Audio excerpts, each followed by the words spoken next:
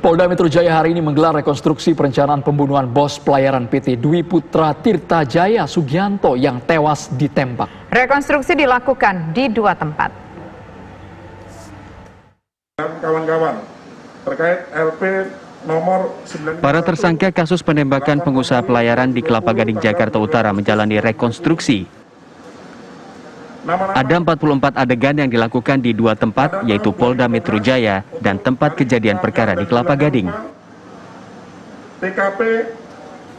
36 adegan yang direkonstruksi di Mapolda Metro Jaya, yaitu diantaranya adegan perolehan dan kepemilikan senjata api, serta rangkaian proses perencanaan pembunuhan korban Sugianto yang menjadi fokus rekonstruksi hari ini. Rekonstruksi berawal dari tersangka NL, karyawati korban yang merasa dilecehkan dan juga takut dilaporkan atas kasus penggelapan pajak yang dilakukannya. NL kemudian meminta suami sirinya, MM, untuk membunuh korban dan menyiapkan dana operasional 220 juta. Sebelum menghabisi nyawa korban Sugianto dengan senjata api, para tersangka sempat mengelabui korban dengan berpura-pura sebagai petugas pajak dan ingin bertemu, namun korban menolak. Sementara di lokasi kejadian ada 8 adegan yang direka ulang, diantaranya proses eksekusi penembakan korban. Mereka melakukan pembunuhan ini, kemudian ada tahap eksekusi yang kita lakukan di TKP langsung dengan para tersangka seluruhnya. Juga yang ketiga adalah tahap pasca eksekusi, ya, yang kita laksanakan di Polda Metro Jaya. Semuanya total ada sekitar 44 adegan yang kita lakukan, ya, dengan terbagi tahap-tahapan, dan tadi sudah saya sampaikan juga di Polda Metro Jaya. Ya, berkembang di sini dari hasil rekonstruksi, karena kita tahu bahwa fungsi rekonstruksi sebenarnya bagaimana kita menggambarkan terjadinya suatu peristiwa pidana dengan cara memperagakan, ya, para saksi-saksi dan juga tersangka ini memperagakan apa yang sudah dia tuangkan di dalam berita acara pemeriksaan, ya. Jadi kemungkinan akan bisa berkembang, juga bisa akan dipersempit lagi dari. Kasus pembunuhan berencana ini menjerat 12 tersangka, sementara otak pembunuhan adalah karyawati korban. Tim TV One mengabarkan.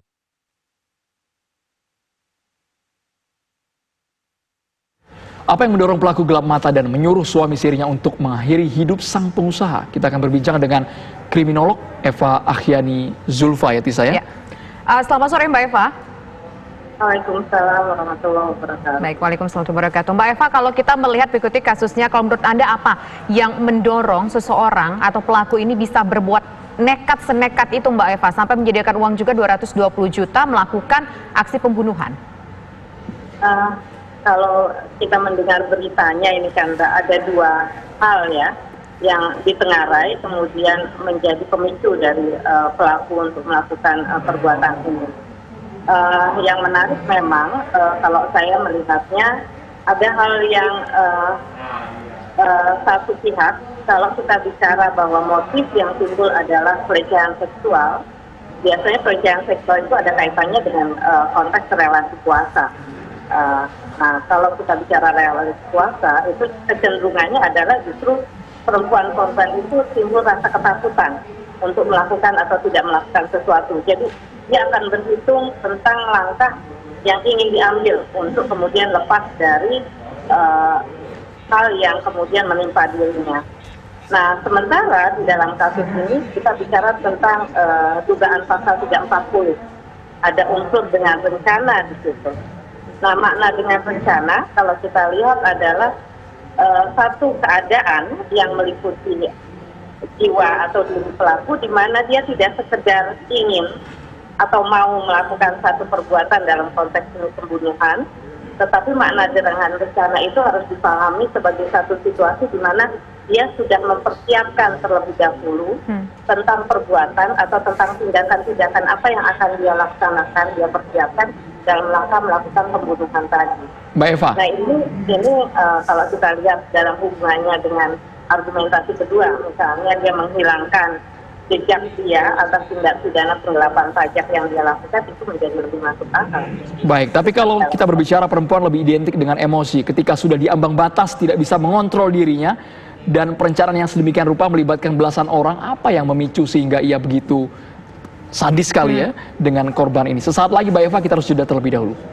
Kita lanjutkan kembali dialog bersama dengan kriminolog. Mbak Eva, apa yang membuat perempuan begitu sakit hati sehingga terpikir Mbak Eva untuk membunuh dalam kasus Kelapa Gading ini? Kalau saya sih melihatnya bukan sakit hati ya Mas Andro ya. Tetapi saya kira ini persiapan yang luar biasa. Karena satu, kalau kita lihat dari aspek misalnya jumlah uang yang dia persiapkan, itu bukan jumlah uang yang kecil.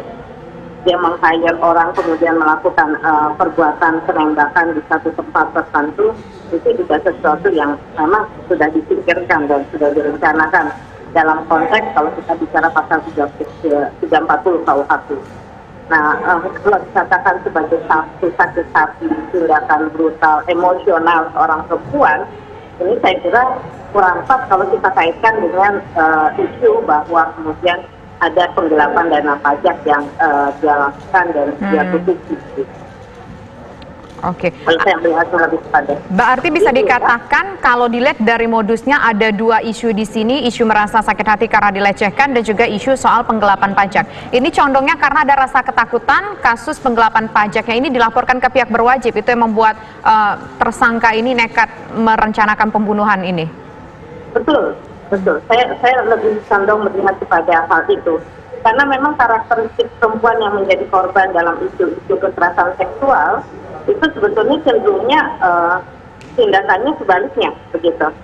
Tindakan sebaliknya dalam pengertian mereka akan berada dalam konteks atau situasi tertekan, relasi kuasa yang begitu kuat sehingga dia menjadi ketakutan untuk melakukan sesuatu dan kecenderungannya adalah tindakan brutal.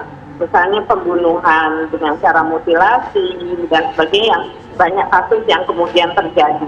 Tetapi tidak merancangnya dalam konteks misalnya dia mengumpulkan uang dulu kemudian meng-hire orang, yang konteks ini menjadi sesuatu yang berbanding terbalik dengan kalau isu pelecehan seksual itu menjadi satu isu yang dikemukakan begitu.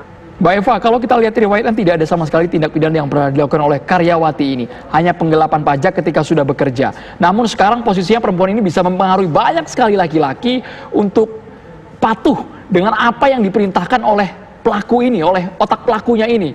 Mengapa perempuan ini lebih condong, apakah lebih mudah secara pendekatan atau apa Mbak Eva? Kalau kita lihat ini kan dana 200 juta bukan uang yang kecil ya, Mas Andro, apalagi dalam situasi pandemi sekarang ini.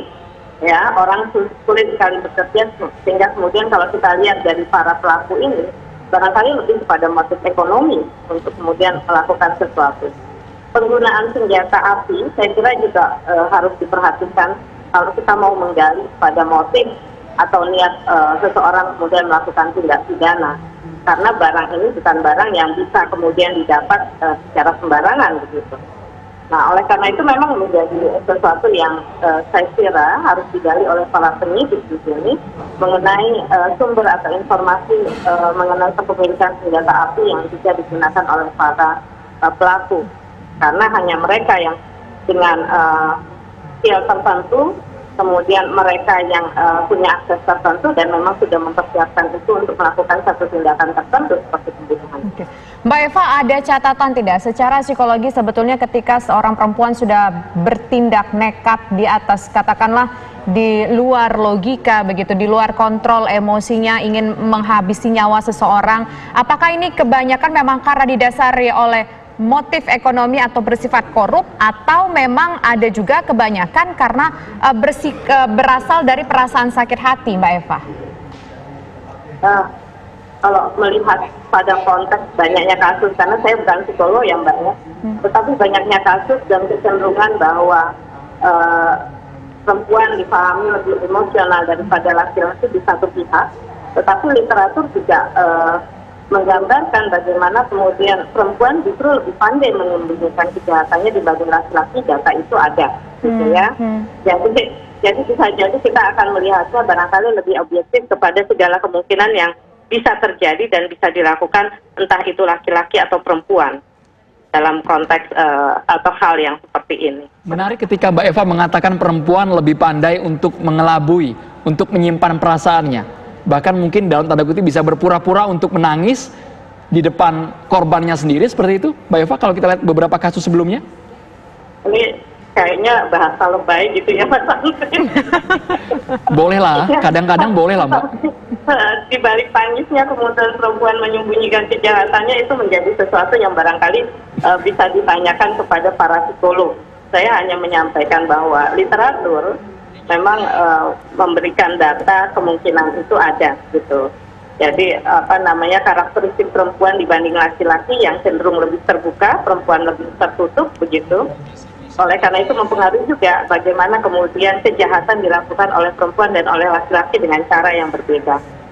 Kalau kita lihat dalam konteks ini kan bagaimana dia meng-hire orang, uang 200 juta dia persiapkan, ini bukan karakter-karakter seperti menangis yang untuk menyembunyikan sesuatu begitu ya. Oke, baik. Terima kasih Mbak Eva Zulfa atas waktunya bersama kami, kriminolog atas waktu bersama kami di program Kabar Petang. Selamat petang Mbak Eva. Selamat sore.